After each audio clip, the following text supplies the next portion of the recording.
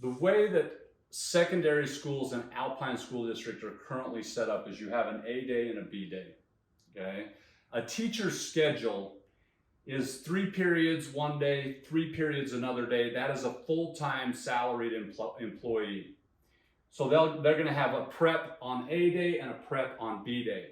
What a lot of teachers will do to pick up extra pay is they will teach on their prep. And so instead of having a prep on A day, they teach all 4 periods, and then they get an extra 1/8 of their salary. They'll only allow you to pick up an extra 1/8. You can't teach on both of your preps. But one of the ideas that I have is when we have a school that's bursting at the seams in Alpine School District, we build another school, and they're very expensive to build. So what my idea is rather than having 4 periods this day, 4 periods this day, is to look at saying, why don't we add an extra 2 periods so that we have 6 periods here and 6 periods here.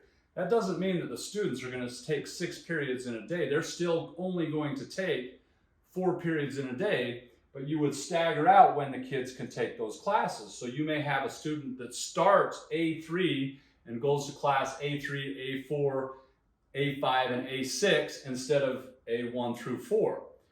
What this will do is it will allow students to have a little bit more flexibility. There's all kinds of research about students waking up early in the morning and how their brains, trust me, in my first period class, their brains aren't quite going yet.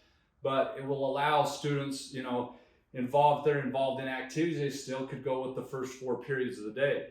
But what teachers could do is, hey, you could teach the first 3 periods here, first 3 periods here. Another teacher could come into that same classroom and teach 3 and 3, and you could use the same classroom for 2 different teachers.